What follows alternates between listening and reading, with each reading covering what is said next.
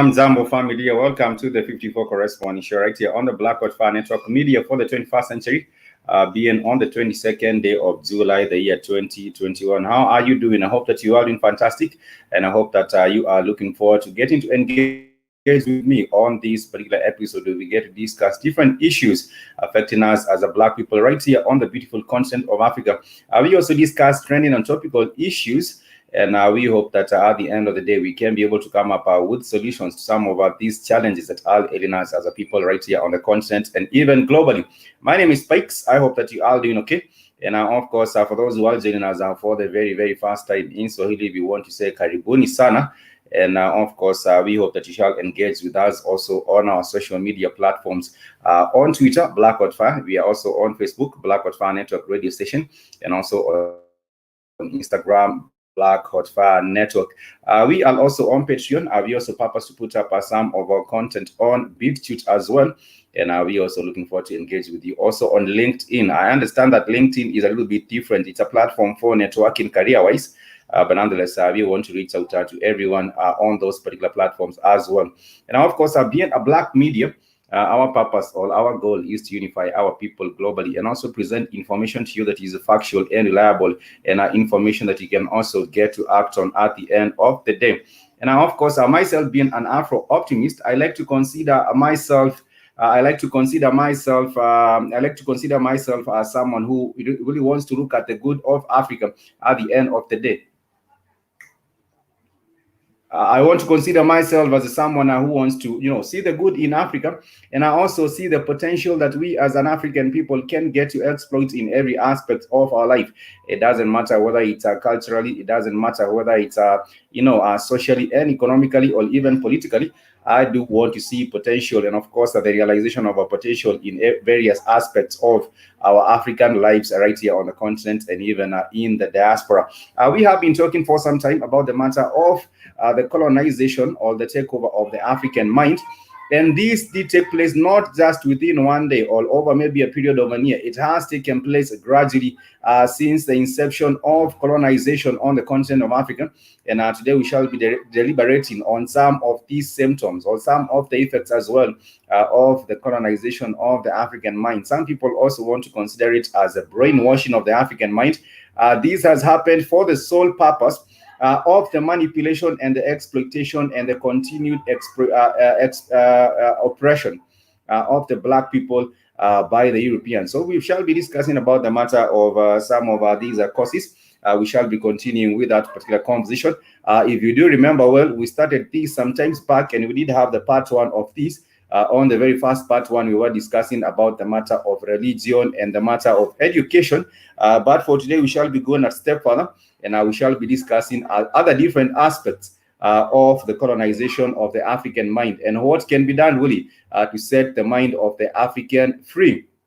We shall be getting into that particular conversation. But before then, I just want to, of course, go a little bit on the side and talk about some interesting facts before we go into that particular conversation. I want to talk about some interesting facts about our beautiful continent of Africa. And one of the interesting facts is that we do have some of the oldest trees, environmental-wise. I'm talking about environment. We do have some of the oldest trees right here on the African continent. We do have a 2,000-year-old baobab tree. I know that the tropical baobab really lives for a very, very long time, but it's one of the oldest tree species that we do have. It's found in South Africa. I actually also did see some in Tanzania as well. And I also do believe in some parts, the coastal parts of Kenya, they are available there. They are known as the African baobab tree. Also, its biological or scientific name is known as Adansonia digitata.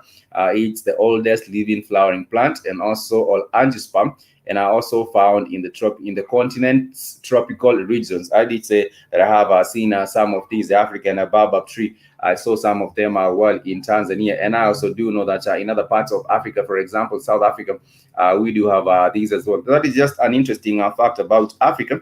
And you happen to realize that these trees, the very first time I saw the baobab trees, I was thinking that what's going on with this? It seems like the roots are up, the roots are up.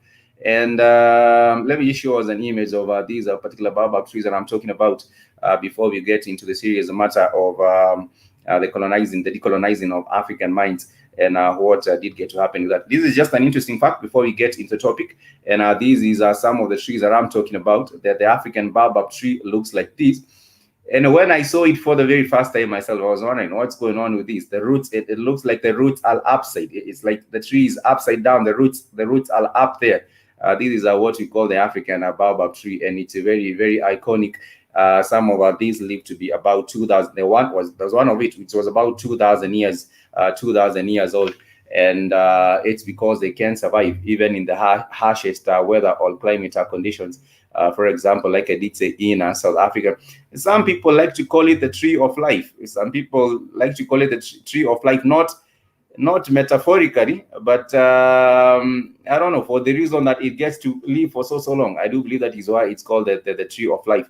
I am not sure whether it gives people around some health benefits or some benefits maybe health-wise. I do not know, but let me just look that up, and then we shall go into the conversation of the day. Samuel, I do see you. Thank you so much for joining us.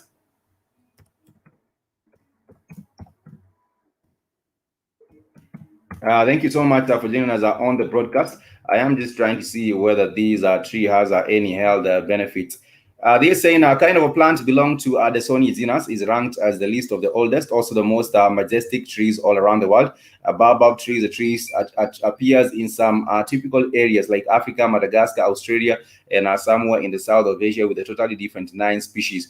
I was just trying to look if these tree does have some medical values or some medicinal properties. Yes, I do see it does. It has it's able to do combating infections. It can also be able to support immunity, and it's actually the medicinal properties are in its pulp.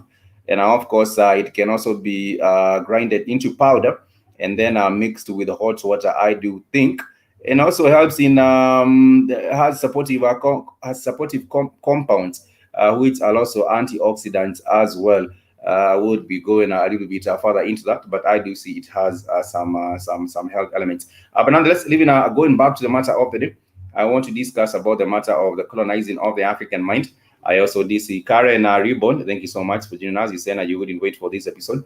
Thank you so much for joining us. Nonetheless, I want to go into the first matter of the colonizing of the African mind, all the aspects of the colonizing of the African mind, and then we shall also go into the other side of decolonizing this mind. First and foremost, to get to where we are today, and when I talk about the colonizing of the African mind and the brainwashing of the African mind, there has been a lot of work, and a lot of, it's not just it didn't just happen. It was done deliberately, and it was done in steps. If you also look at, for example, in the diaspora, or if you look at with the African America, that's a whole different story. But you would find that there was a deliberate step as well. To also bring the damage, the psychological damage, and also the brainwashing or the manipulating of the African mind. One of the things that was put in towards this particular project of the colonizing of the African mind, or the takeover of the African mind, is that the seed of self-hate was actually planted in the minds of the African. What did happen is that through, let me also call, these were missionaries or people who did come to proliferate their religion, which of course was Christianity. Some of them were the Portuguese on the African continent. The others were the Spaniards. The others were the British. The others were the Belgians and the Germans. All of these came, the missionaries that came about to proliferate their religion. They came about with a mission of actually, changing the minds of the people, because religion, of course, like I was saying yesterday, means to bind the mind. But with religion, there was also a goal of sowing the seed of self-hatred, And many African people, if you do get to ask them today, there is self-hatred and there is also hatred amongst one another. But I do believe the larger poison, or the poison that does the most harm, both of them are, of course, are very harmful. But the poison that does the most harm is that seed of self-hatred. The black person, all the African have looked at themselves and not seen anything really to be proud about. They have not seen, we lack a sense of a pride in ourselves. And in that particular way, it was a seed that was actually sown by these missionaries and other people. Of course, the Europeans are coming from the outside, like you said, the Belgians, the Portuguese, and all these other different groups that came about in Africa. And their sole goal was to first and foremost take over the mind, because you cannot really colonize people without having shackles placed on their minds. You can only colonize people. Yes, you can colonize people physically, but the way you do it is first and foremost running a game on their mind. And that is what was done to the African people from the 1884 Berlin Conference, which of course was overseen by the governor in the German, the first German governor, Otto von Bismarck. There was a deliberate move to divide Africa into small bits. But before this particular 1884 Berlin Conference, there were, of course, different people that had been sent on the continent to do the exploding, quote-unquote exploding, and also to do the spreading of the mission. And the work that was done before the 1884 Berlin Conference, the dividing, made it a little bit much easier to colonize the African, because you would have missionaries sent on the continent, perhaps places like Congo, perhaps other places in West Africa, and even the southern parts of Africa. And then when they were sent there, they would interact with these local communities, and they would sort of establish quote-unquote a friendship. But with this particular friendship that was established, it was not really a friendship. It was just a way to sort of gain some level of trust as they were awaiting for the takeover, for the coming of the other forces that did come to take up the continent of Africa. And of course, what also did happen, there was a deliberate move to go and convert as many leaders on the African continent. Some of them were chiefs, some of them were kings in their kingdoms, others were at different levels of leadership, maybe the sons of kings and people who are in level of influence. These were the main targets that were getting converted with either Christianity or with either Islam. And when they did, it made the way much, much easier for the distribution, or the what do you call it, the breaking part of Africa into small countries, which of course later became the scramble for Africa. And but before then, there was a deliberate mission of these colonizers to send in missionaries, to send in quote-unquote explorers who would be able to establish a level of trust or a level of familiarity with the local people.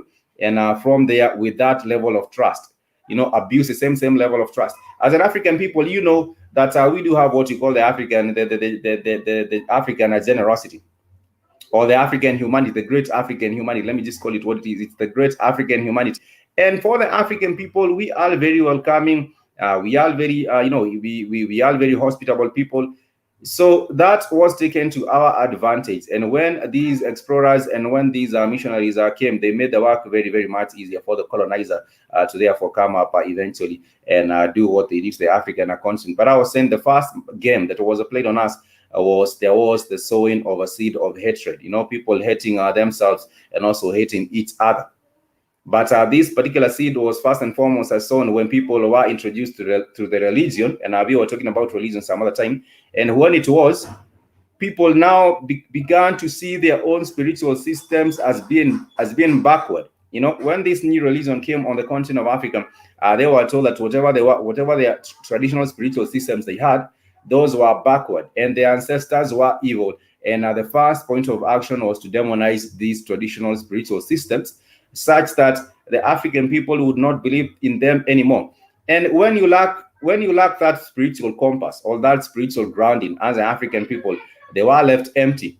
And with this emptiness, now the European was able to to fill this emptiness with this false religion, talking about you will be getting your property in heaven, or you'll be getting your inheritance in heaven, whereas you can still give this property, the earthly property, to the European. This was the kind of teaching that were going on when the missionaries did land in places such as the Congo, such as South Africa, and even in East Africa. That is what was happening. People being told, you do not need to have any kind of an attachment to material things. After all, material things are actually now only here for a short while. You can hope to have eternal life, and in this eternity you will be getting your land. In this eternity you will be getting gold. In this eternity you will be getting this and that at the end of the day. That was a kind of a message that was being shared.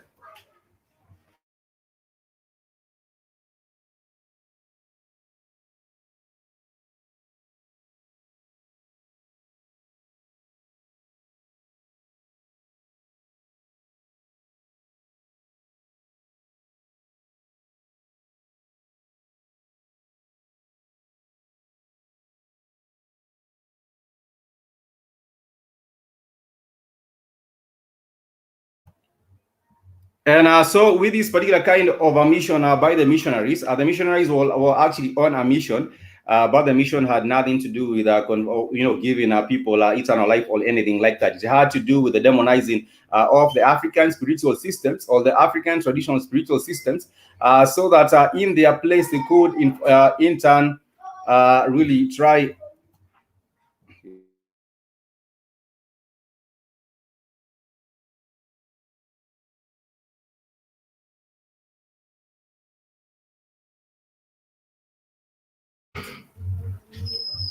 And so in return, I was saying what did happen is that the African children, the African people were now taken, and the spirituality was actually thrown aside.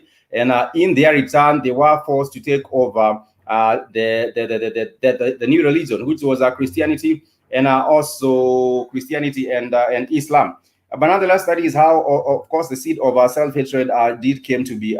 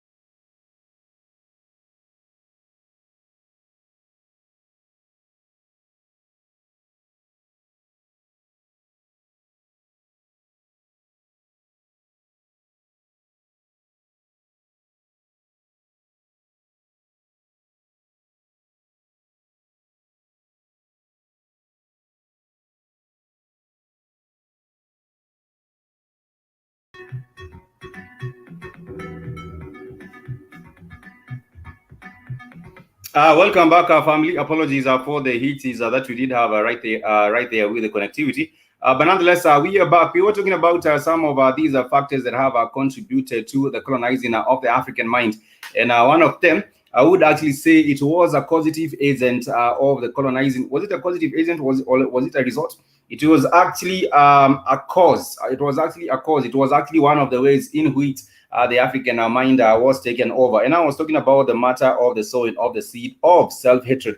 And one of the things I would like to ask Triba, if you were to ask me about this particular matter of self-hatred, I think one of the ways in which we can be able to surmount, this particular matter of self-hatred and also hatred amongst each other is breaking the boundaries or breaking the barriers. Because with these barriers that were set up, for example, with a small breaking up of the continent into tiny countries, there were boundaries that were set up and there were barriers. People could not effectively communicate. People could not effectively connect with each other. And if you were to break down the barriers, we would now be able to connect better, to communicate better. And because without communication and without a connection, that is why we did have these hatred among us ourselves, and also this hatred that has been sought because of the division amongst us. And of course, another thing that has happened that has contributed largely to the taking up or the taking over of the African mind or the colonizing of the African mind, this has to do with the manipulation that was in the disguise of education. What used to happen in school is that we used to have a lot of these missionary schools. The missionary schools, of course, we have had, for example, the Catholic missionary schools in Canada, what was happening with them. We also did have the same kinds of schools right here on the continent of Africa that were set up by the missionaries, the quote-unquote missionaries. And these particular schools were also used as a breeding ground for self-hatred. And of course, not just self-hatred, but also for mind control.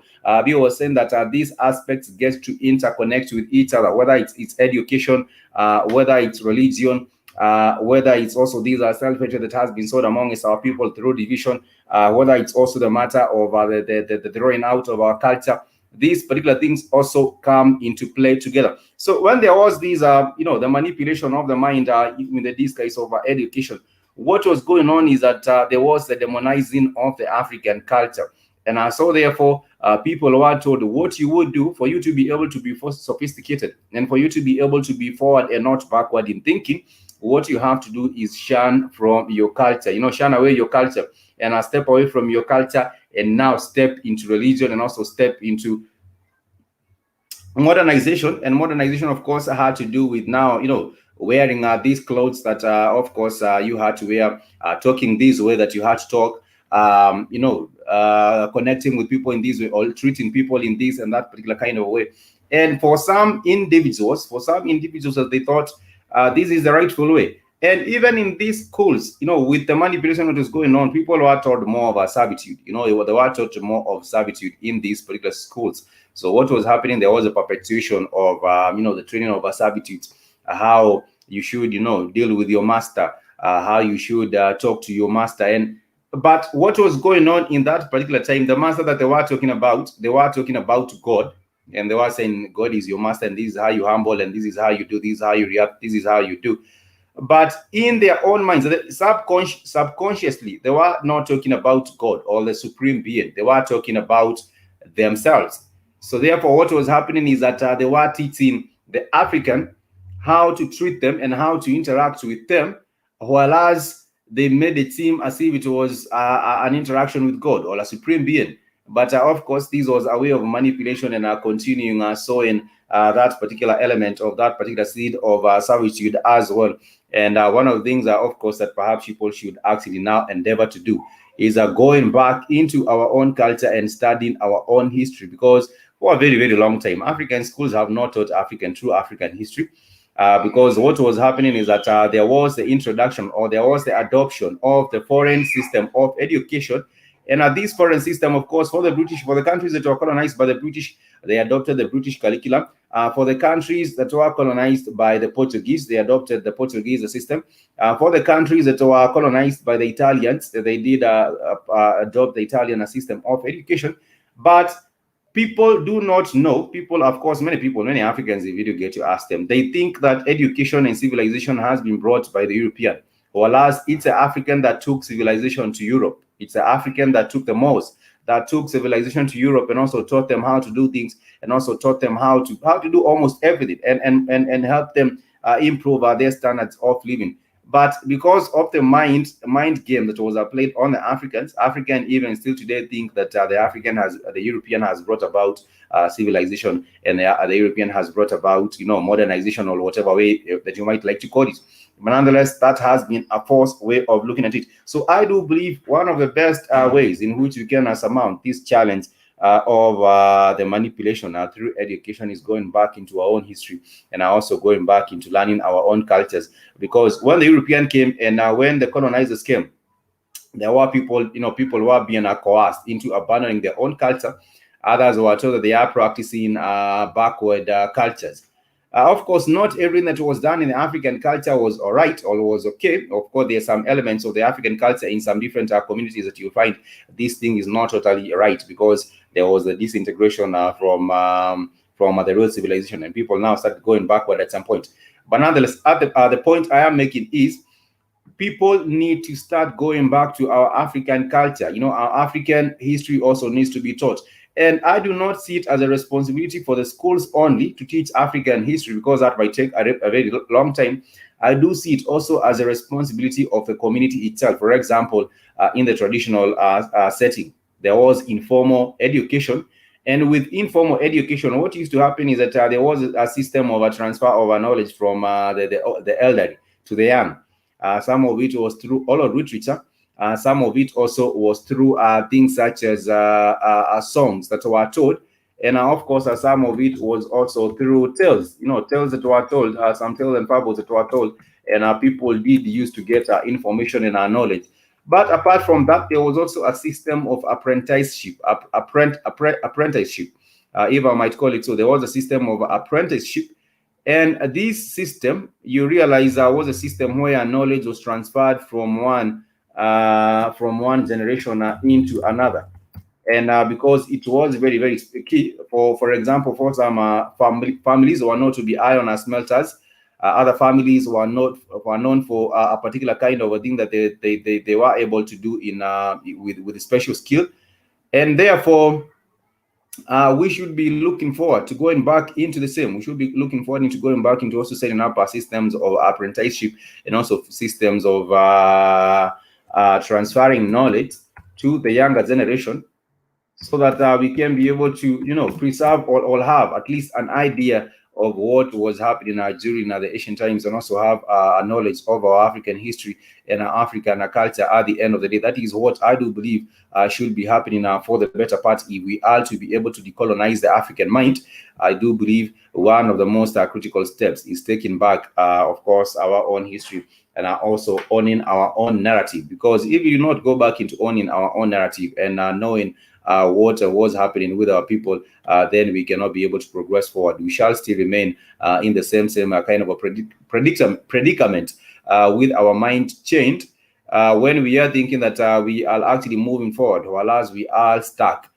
because of this kind of a brainwash that has happened with the minds of our people, where everyone tends to think that everything apart from everything that is non-African is better. Everything that is non-African is better. That is the kind of thinking that has gone into the minds of many people. Everything that is non-African is actually much better than whatever is African, which is very, very far from the truth. If right now you were to have two products, not even moving away from the social context and going away into even the production context.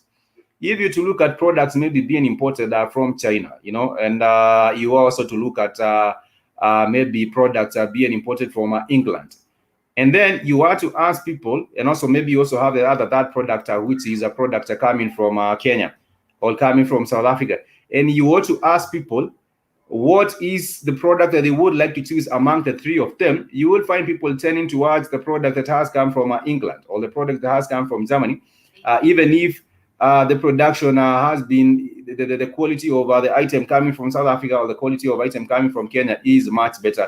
You will find that there is a problem with our own thinking as the African people. But nonetheless, I want to take a short break as we continue with our conversation. I want to share with us one of the poems known as Afro Mental Contagion. We shall be having a look at the poem known as Afro Mental Contagion. And this has to do with the sickness of the mind because of the brainwash. It has to do with the sickness of the mind because of the takeover of our minds as African people, and what we need to do to be able to take back our own thinking and our own minds, and be able to be in charge of our own future at the end of the day. This is known as Afro-mental contagion. Let me share it, and you shall also let me know what you think about the same. If we do have, if we do get to agree with some of the things that are written on this particular one.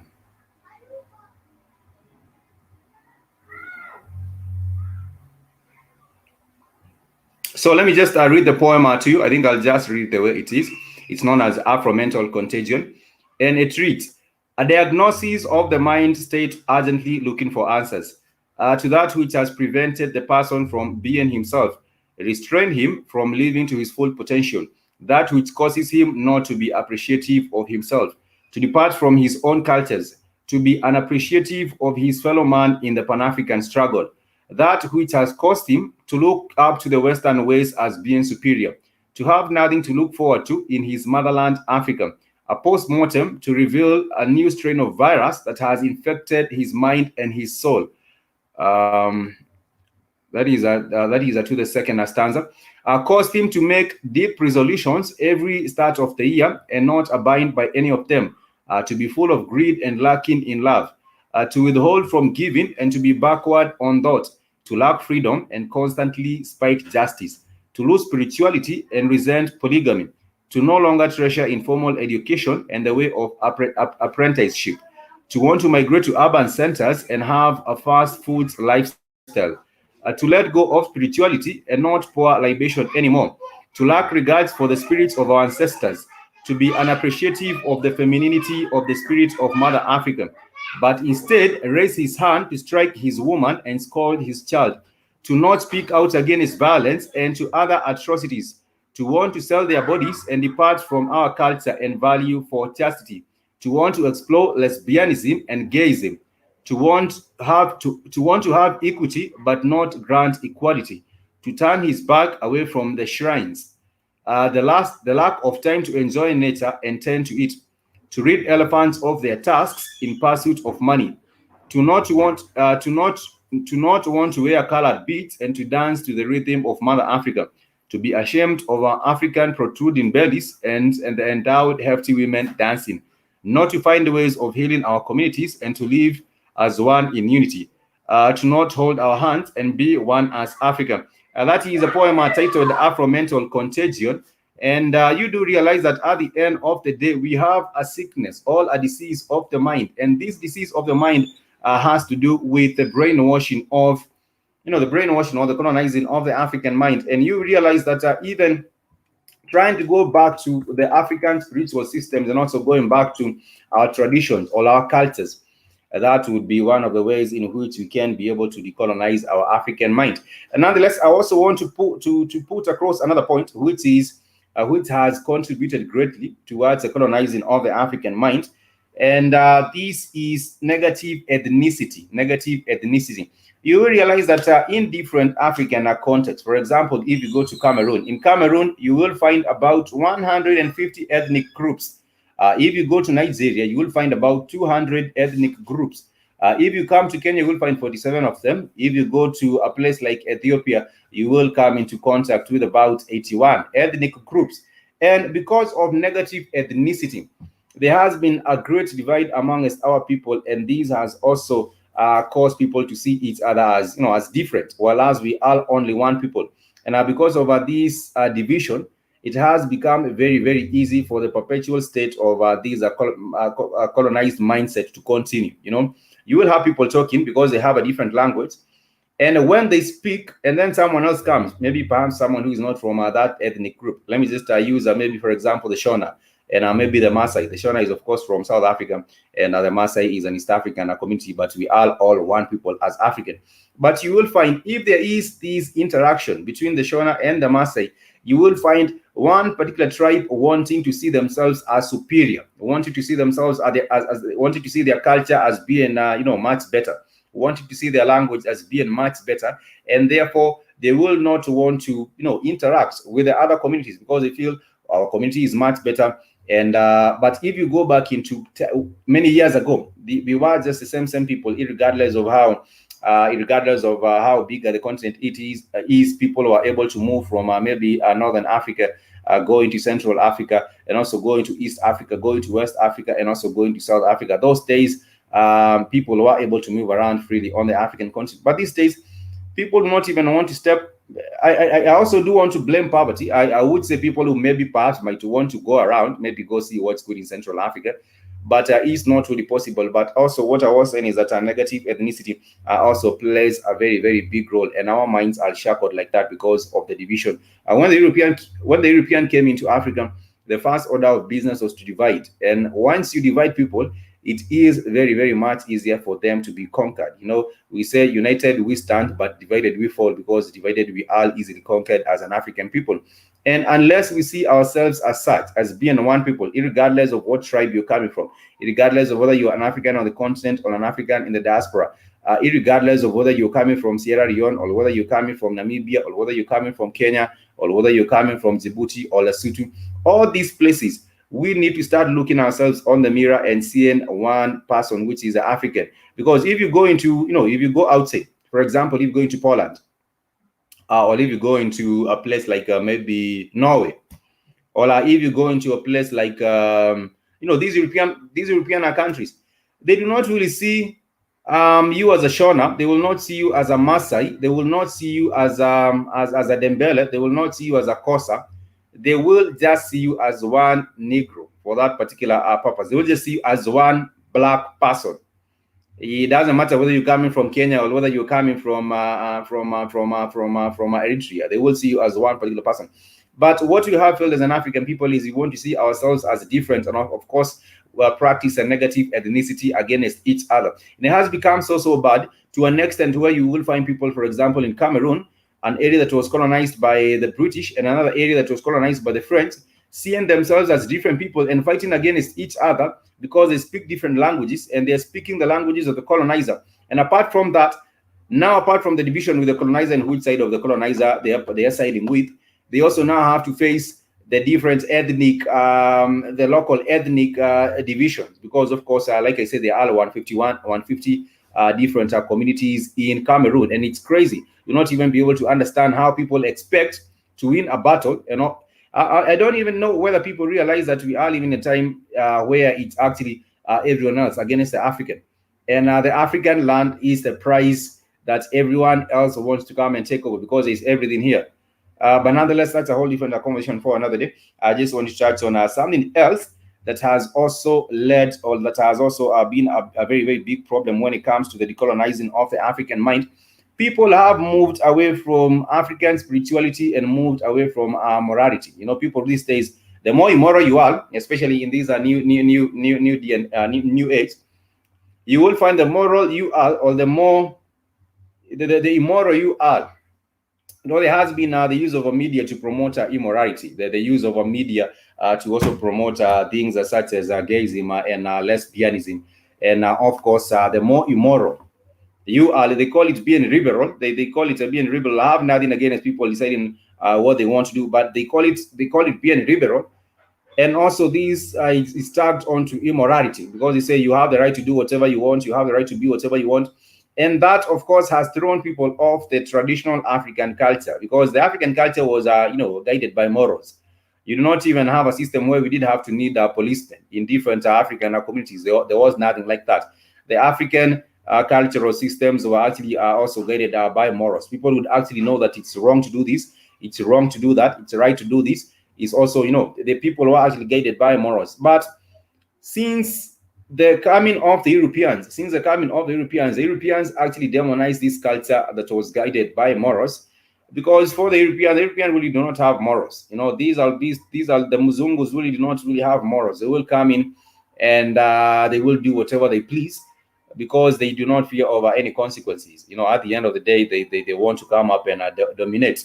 They want to come up and destroy, and also they want to come up and cause death of whatever thriving cultures is going on in Africa. But nonetheless, I would also share with us some other reasons I do believe that have been a big force in terms of the perpetuation of the colonizing of the African mind. and I will share with you this video by Ngogi wa Thiong'o. And Ngogi wa Thiong'o also did share his 2 cents. And he also wrote a book. It's known as Decolonizing of the African Mind. If you would like to check it out, please do find some time and be able to check it out. But let me share his sentiments on the same. He is a writer, a renowned author, and he was also sharing some sentiments as to why the African people do not even have time for their own languages. You know, we do have a lot of self-hatred amongst us, and also self-hatred within us, and also hatred amongst us, which is why we are always on the side of actually getting defeated at every other junction. But this is Ngugi wa Thiong'o. These are his 2 cents on the same.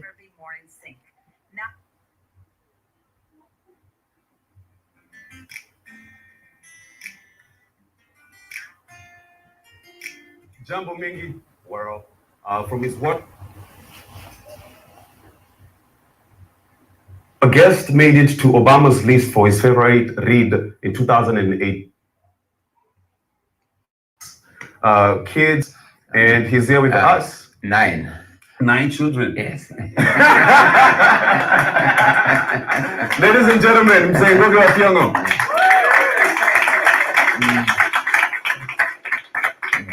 Yeah. Thank you. Yeah, I think, a lot of times based on this information is, we depend on Google, but thanks for the correction. Yeah. It's an honor to have you with us today, with the audience that I had the privilege of doing your book. I was playing Wayaki in the river between. Why it is at this time in the world, why it is important for us as Africans to embrace our language and our culture. You've done a lot of your literature work around that, putting emphasis around the importance of this, and I would love you to speak about that. Yes, the language question. Thank you very much for asking that question, because the language question is really central to our sense of being as African people, as any people for that matter. And let's look at how we came to be made to feel negative about our languages, or even how we came to be made to believe that our languages are the cause of division among us. Can you see even the very idea that what is our own is enemy to us, and what is not ours is what is a friend to us, or rather, what is ours disunites us, what is not ours brings us together. It's a kind of absurd when you come to think of it. Yeah. But where shall I begin? English, let's just say with okay. Me first of all, a little bit of biography. As you know, in 1976, 77, I helped join others in Kenya in producing a play in Gikuyu language, my mother tongue. And the reason we did the play in Gikuyu because we were actually going to work in a village, right? So you couldn't go into a village and start asking people to learn English so you can do theater with them. You can start with the language they spoke, correct? Right. So we produced a play called I'll Marry When I Want in English translation, but in Gikuyu, Gahika Deda. And as you know, everybody knows, in November 1977, the play was stopped by the Kenyan government. And I, a professor of literature at Nairobi University, was put in a maximum security prison, the biggest prison in Kenya, as you know, Kamiti Maximum Security. Yeah. And when I was there in Kamiti, I was asking myself, why? I think there's something illogical here.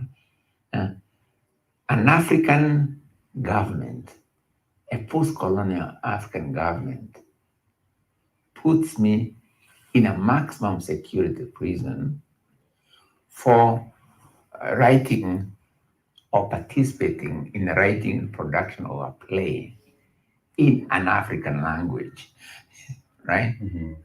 I had written other things in English before. I had done plays in English before, which were critical of the post-colonial condition, but I was not, except for once when I was taken to a police station for questioning, I was never put in a maximum or in a prison for that matter for doing work in English. Yeah. So it's the illogicality of that situation that suddenly made me think there's something wrong here. There's something which does not compute. Okay. And that's when I started looking at the colonial situation. And I came to this conclusion more or less, which later I published in a book called Decolonizing the Mind. Okay.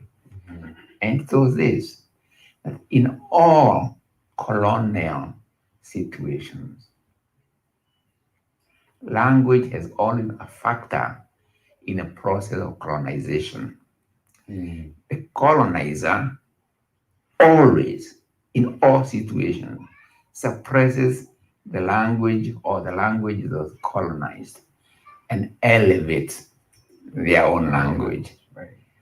And it's true in all African countries. It's true also in some European countries, like say Ireland, for instance. When Ireland was first conquered by the English, when they tried to settle there, for many years they could not conquer the Irish. They could not conquer the Irish. Then in 1585, a well-known English poet called Spenser, he's a contemporary of Shakespeare, wrote a book called A View of Ireland at the Present Time. And this book is a conversation between a visiting English lord from London and an English settler in Ireland. And what are they discussing? Why have we not been able to conquer the Irish? How can we do it? And they come up with two things. One, names. If we can destroy their naming system, how they name themselves, that'll be one way, okay? But the other way is language, okay? If you can suppress their language and their naming system, they will soon forget who they are, okay? Now, the same practice was...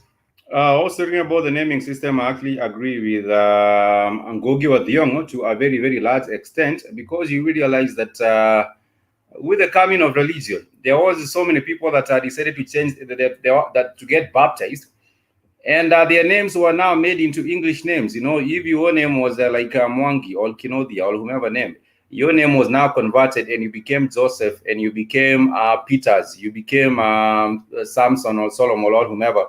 And now this also takes away from your identity. I agree with Professor Ngugi wa Thiong'o, who is an African writer and an author.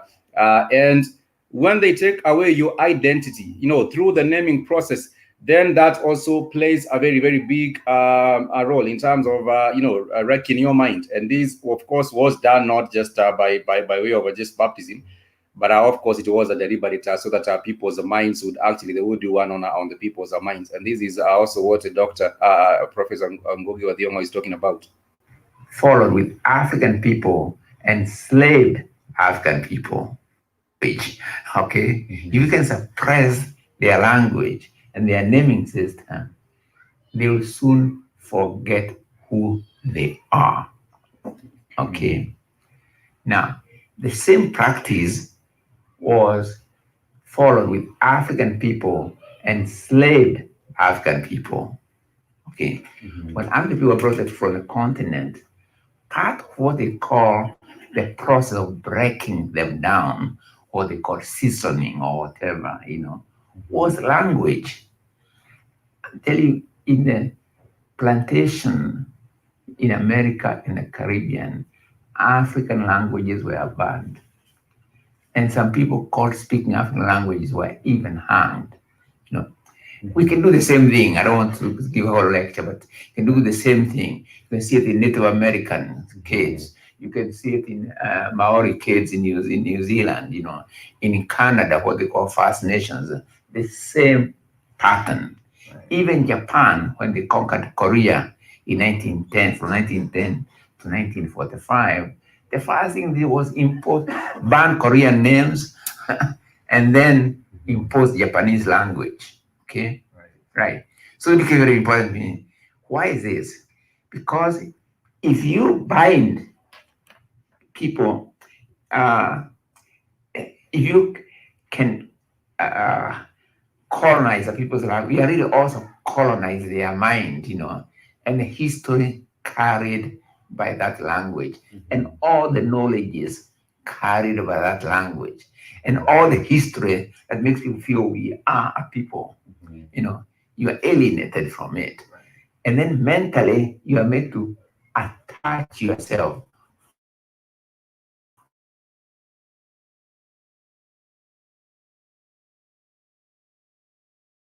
carried by that language, the culture carried by that, the world outlook carried by that language. No. So my position has been like this, you know. If you know all the languages of the world and you don't know your mother tongue or your first language or the language of your culture, then that is surely self-enslavement, you know. Yeah, and very important, it's very important. But if you know your mother tongue or your first language, then add all the languages of the world to it.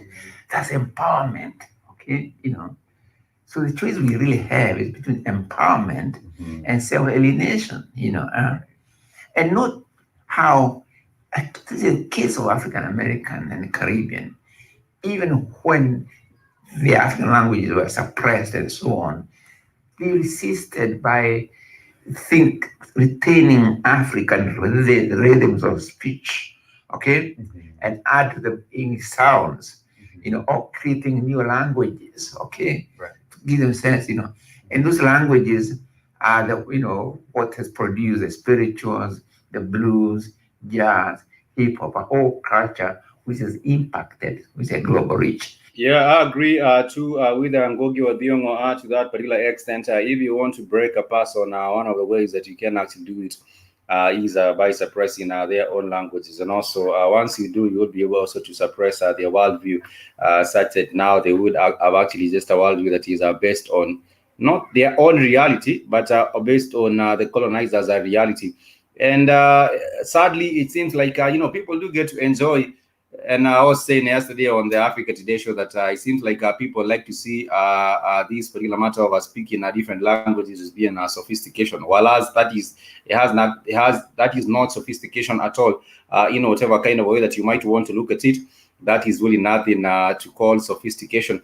Because we do say in a Swahili proverb that it's Swahili method. We do say that mwata mila ni mtumwa, which really means that if it is at your own culture, you are actually a slave. And first and foremost, it seems like the people have also gotten to embrace enslavement by taking up the names and the cultures of other people, while we do desert our own cultures. But we should be on a quest. We should be consistently working on a quest as an African to regain our self-worth from decolonization. Because when decolonization also came about, when colonization came about, people were treated as things. They were not really treated with any humanity. People were hung, people were killed, and also people did suffer a big deal of harm. But we still need to go back to regaining our self-worth from these particular attributes, because I do know there is what do you call it? There is suffering or psychological trauma. I do believe can actually be transferred from a generation into another generation. It's possible for psychological trauma to be really transferred from one generation into another, because it also affects the behavior of people. And if you brought up in an area where people are actually being suppressed, and you do see the oppressor doing this and that, and there is a way now the oppressed gets to behave, and you're the child of the oppressed, you know, people do get to pick up behaviors from these. So I do believe, yes, psychological trauma also can be passed on, and we need to go back into regaining our self-worth from decolonization as a people. And we can do that by going back into our own history, going back into our own names, and also going back into our own languages and our own culture. That is one of the ways I would actually ascribe, or a solution I would actually ascribe for us as a people on the continent, and even off the continent. But right now, it's also problematic that sometimes I have seen people not really interested in their own culture. They do not have time for their own culture. People will have time to be doing all sorts of things, watching English Premier League, or watching doing other things. But then again, if you try, convince people to have some time, go back into exploring our own culture and our own history, people do not really have time for that, which is really, really sad. But like I said, mwacha mila ni mtumwa, and that means that if they do get to live their own culture, then it means that you are actually a slave. But also the funny part with people deserting our own culture, you also realize that the same culture that has been demonized by the European has also gone on the other side and appropriated the same culture. You will find different elements of music, different elements of dance, different elements of film, different elements of different other things of theater, and different other things that have been appropriated from the African culture, the same culture that has been demonized and has been recognized as being has been said to be backward, which is really then the double standard, or really just a double talk, because you cannot say African culture is backward and then at the same time you as a European goes and appropriates the same culture. It does not work that particular kind of a way. But nonetheless, yes. The sense of identity, I do believe, can be gained over time. I do believe the sense of identity can be gained over time, and also the sense of self-worth can also be gained over time. But that also takes a process. We do see that learning something is difficult, but now also unlearning it is also double difficult.